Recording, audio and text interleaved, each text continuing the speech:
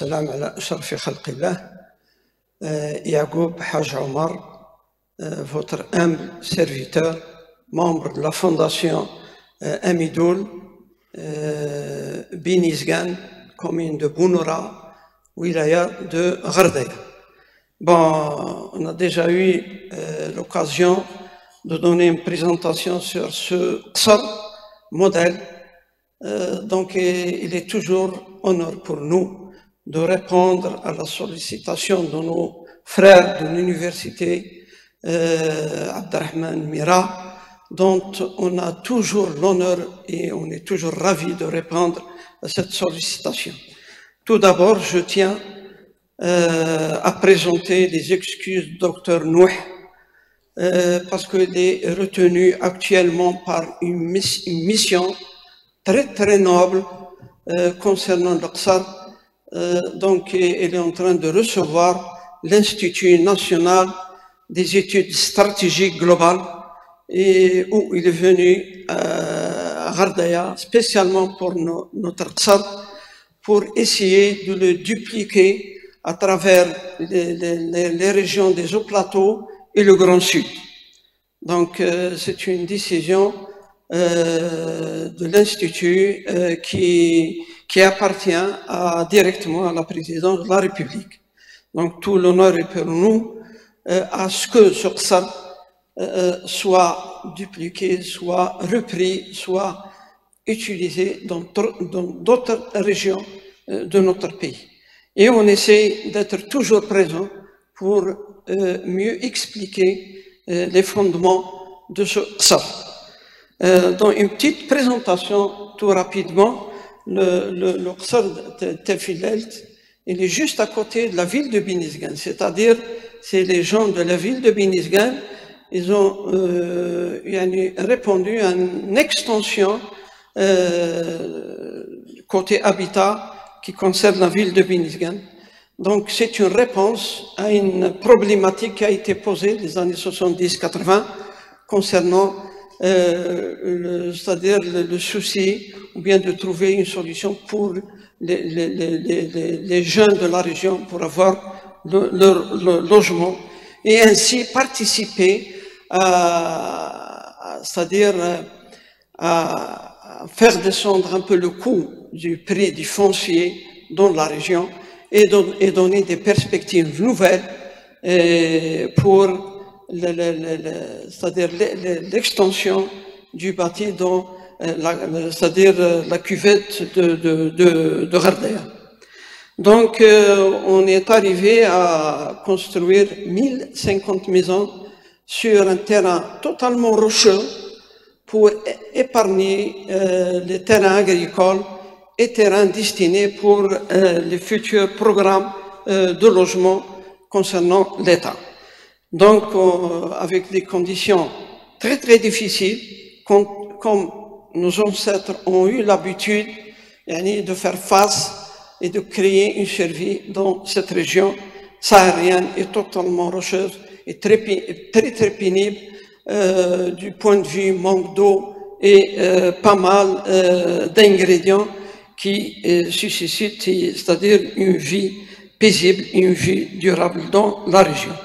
Donc, le qsar est devenu un modèle urbain patrimonial renouvelé, c'est-à-dire on a repris tout ce qui est bénéfique dans le qsar de Binizgan, tout ce que nous ont laissé nos ancêtres et qui a fait l'objet de beaucoup d'études des nationaux et des étrangers tels que Ravero et autres. Donc, on a retenu tout ce qui est bénéfique, on a rajouté la touche moderne, c'est-à-dire notre vision moderne de l'habitat. Donc, on a créé un produit totalement nouveau. Donc, ça devient une expérience qui produit une urbanisation cohérente et planifiée. Donc, on est arrivé à asseoir un modèle urbain et patrimonial frugal et respectueux à l'environnement. Parce qu'après avoir terminé le côté habitat, on a pensé côté environnemental, c'est-à-dire il s'agit de créer une ceinture verdoyante pour arriver à une symbiose, à une vie totalement paisible, à une vie totalement écologique. Donc, quand même, il y a à retenir quelques enseignements, c'est-à-dire du point de vue réflexion. Donc, je disais tout à l'heure, un modèle urbain et patrimonial renouvelé, faire citer, c'est-à-dire faire un ensemble de vie ensemble, à travers des médiations, à travers des activités, et une formule économique originale. Et puis, avoir une gouvernance souple. Donc, à travers toutes ces réalisations et tous ces aspects, il s'agit de souligner l'apport de pas mal d'associations, femmes, hommes, c'est-à-dire crèches pour enfants, associations féminines d'apprentissage en tissage, associations de quartier. Tous ces ensembles ont contribué pour que ça soit une forme de courroie de transmission entre la fondation, l'association de quartier et tout l'ensemble des habitants. Donc, comment ce Qsar a été implanté? Au départ, il y avait une société, comme on disait, Earl Amidoul. Donc, tous ces noms, ils ont un symbole, ils ont une signification. Tefilet, Tejdid, c'est-à-dire à la hauteur de Binizgan. Binizgan avant s'appelait Tefilet. En haut de Binizgan, il y avait Tefilet. Et quand on a repris, c'est-à-dire on a repris ce nom avec toute sa nouveauté, on l'a appelé Tefilet Tejdid. Tejdid, c'est nouveau. Et puis il y a le nom Amidoul. Amidoul, genre de rempart, utilisé avant Qsar de Binizgan. Donc, on s'est inspiré de ce mot. Donc, on a créé une société qui s'appelait Amidoul, qui a pris en charge la construction du Qsar pour que ce soit une forme cohérente et unie. Et après, c'est-à-dire après avoir terminé sa mission, on a créé une fondation et on l'a appelée Fondation Amidoul. Pourquoi ce passage? Tout simplement pour accompagner la vie humaine dans la cité, pour toujours, c'est-à-dire garantir sa durabilité et veiller à ce que le Qsar garde toujours sa verveur et gardera toujours sa continuité. Donc la fondation, elle prend en charge à ce que tout le monde veille au respect du cahier de charge élaboré ensemble et veiller à ce que le Qsar donne une image de durabilité, c'est-à-dire cohérente. Donc, si on veut parler du sens profond de la citoyenneté, parce que nous, on l'a déjà trouvé à la ville de Binizgan, et on n'a fait que reprendre ce côté très, très bénéfique. Il y a aussi des mots-clés qu'on devait rajouter à tout ce qui a été dit tout à l'heure. Et il y a d'autres mots-clés tels que la religion, l'école et les réseaux sociaux. Tous ces aspects jouent énormément pour essayer d'avoir un sens profond à la citoyenneté. Donc, comment on voyait, c'est-à-dire le contexte social à la ville de Binizgan? Comment instaurer une dynamique et une vision de vision ensemble dans le contexte social diversifié? Tout simplement, il y avait la participation à la définition du projet en lui-même. C'est-à-dire,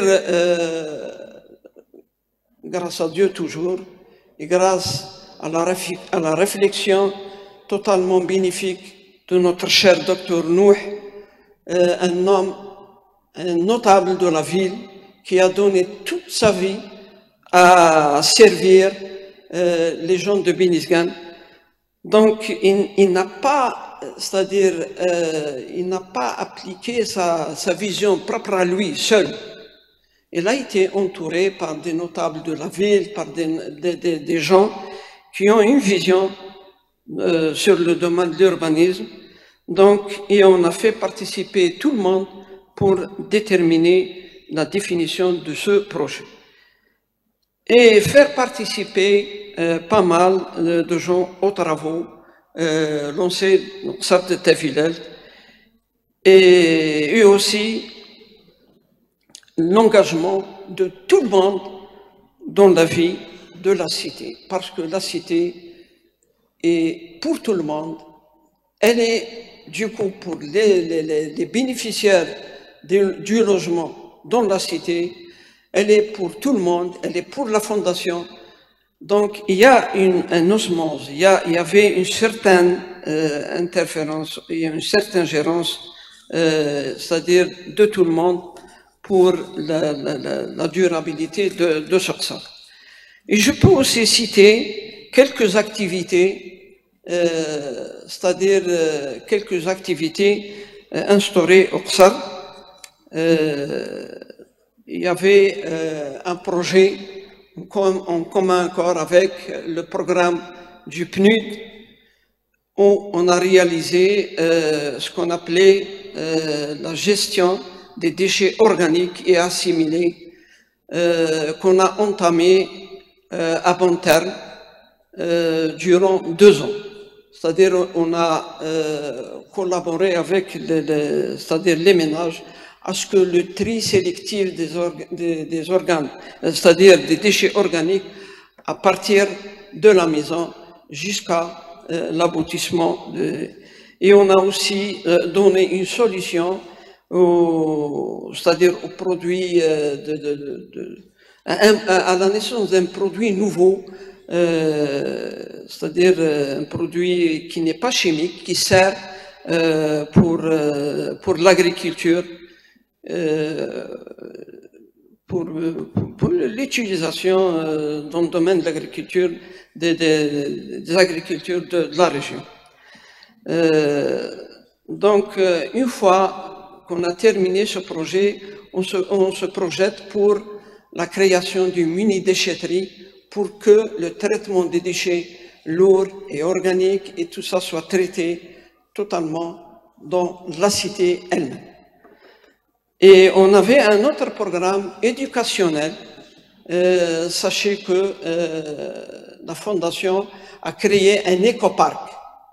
Un écoparc dans tous ses ensembles, c'est-à-dire côté animalier, côté, c'est-à-dire différentes espèces d'arbres et tout ça. Donc, ça rentre dans la vision verdoyante et écologique de notre programme, dont il s'agit de créer une ceinture autour de notre cité pour obtenir un degré de microclimat qui contribuera à créer, c'est-à-dire un microclimat, c'est-à-dire adapté à la vie saharienne, totalement difficile et aride. Donc, dans l'enceinte de cet écoparc, on a créé un programme, une activité en collaboration avec quelques familles de la cité, disons une cinquantaine, une soixantaine de familles, dont on leur a ouvert un registre, et eux, à travers, c'est-à-dire l'apport de la femme au foyer et les enfants de la maison, ils essayent de faire un tri sélectif à la maison, et tout ce qui a été traité, c'est-à-dire tout ce qui a été traité, ils le ramènent à l'écoparc pour qu'il soit utile aux animaux.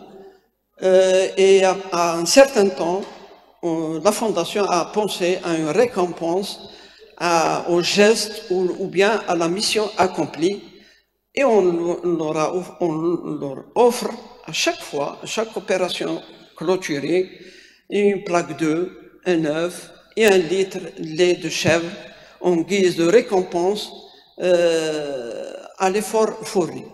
À travers cette activité, on essaie d'inculquer, c'est-à-dire quelques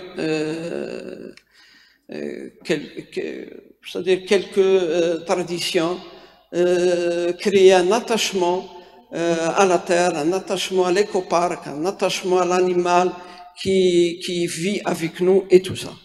Donc, croyez-moi, cette activité a apporté ses fruits et on essaie de l'améliorer pour qu'elle soit, c'est-à-dire plus rentable.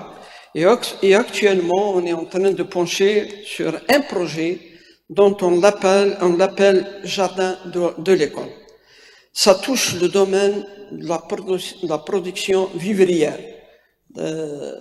Donc, c'est-à-dire c'est une vision qui n'est pas, c'est pas une vision nouvelle. C'est propagé déjà à l'Europe et tout ça, et on espère ce projet qui soit pilote, ce projet soit entamé à partir de notre écoparc, et on doit utiliser les écoles de la région, c'est-à-dire les écoles primaires. À chaque fois, on ramène des enfants à l'écoparc et on leur inculque quelques principes de l'agriculture pour qu'ils essayent de cultiver eux-mêmes ce qu'ils vont manger demain. C'est-à-dire et essayer d'avoir une certaine autonomie alimentaire.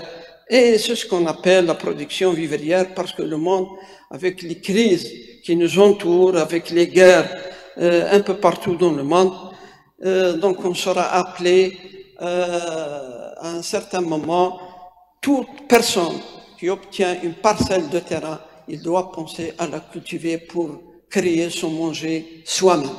Donc on essaie d'inculquer ça à nos enfants, et à travers cette activité, on va essayer de créer une certaine relation future entre ces enfants de divers horizons, des gens qui cohabitent à la région de Ghardaya. Espérons, Inch'Allah, ce projet sera un projet pilote qui sera reproduit dans différentes wilayas du pays, et ce projet a suscité c'est-à-dire l'intérêt de l'Institut même. Donc, il va essayer de nous aider pour essayer d'éliminer quelques obstacles qui peuvent se ressurgir à la concrétisation de ce projet. Et à travers, c'est-à-dire la sollicitation de pas mal d'organes de presse, pas mal de chercheurs, dont notre honorable université, où il y a beaucoup d'étudiants qui sont venus à notre SAR, ils ont essayé d'en tirer profit de ce qui a été réalisé. Et aussi, il y a pas mal d'ouvrages dont je dois souligner un ouvrage très très précieux qui a été réalisé sur Tafilelt, qui est appelé « Allume ta bougie ». Et ça a beaucoup de sens, et c'est un titre très incitatif et qui porte pas mal de signification. Donc voilà, s'il y a une autre question qui devrait être posée, j'essaie d'être bref parce qu'il y a beaucoup de choses à dire sur le Qsar, et j'essaie de me balancer entre le côté urbanisme, le côté écologique et le côté activité du Qsar. Et le Qsar, il est toujours pour tout le monde. Toute idée bénéfique est très salutaire. On l'enregistre et on l'étudie et on l'exécute. Merci de votre attention.